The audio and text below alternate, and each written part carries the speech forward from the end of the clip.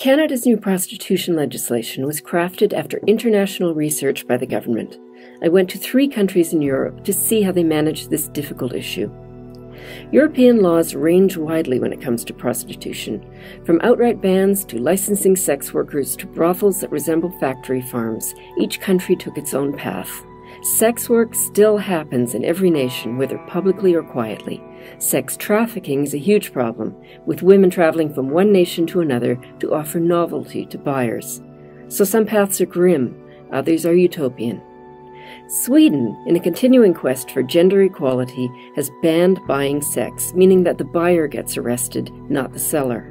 Thus, the streets in Stockholm where you could once see open prostitution are pretty empty now, because men will be fined or jailed, and the women offered help with therapy, finding education, and getting off drugs. The fines aren't heavy. No customer in Sweden has yet actually gone to jail. The only outlawed people you see on the streets of Stockholm now are cigarette smokers.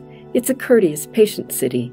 Smokers get outdoor benches, ashtrays, and throw pillows, but they've seen the future, and it does not include them.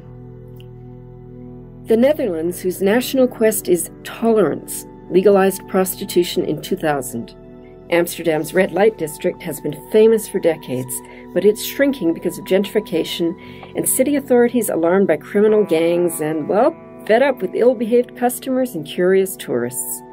Prostitutes, including many transgendered ones, still sit in their city-licensed sex windows with red curtains open for business or closed at 20-minute intervals. I visited one. It was sordid, almost old-fashioned, even elderly. Men, some in suits, some in baseball caps, still cruise the blocks around and around in a strange kind of foreplay. But the district isn't what it once was. Amsterdam's canals in the center of the city offer some of the priciest and prettiest real estate in Europe.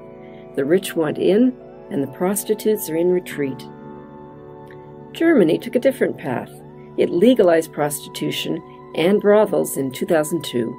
It was trying to improve life for customers, sex workers, and other citizens with licenses, medical inspections, and meticulous tracking and taxation. But in effect, the government became a kind of pimp.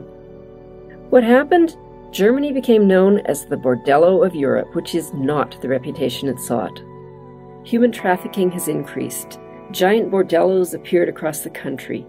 Canada has TV shows about home renos. Germany has ones about brothels. Men even rush across the borders of neighboring countries to visit them and pop back home.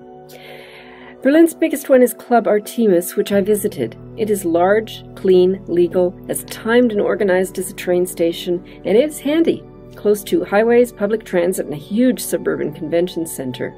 It's a business model that seeks export. Ears perk up when I mentioned that Canada was changing its laws. We can learn from European successes and mistakes, but change approaches. In February, the EU voted to criminalize buying sex.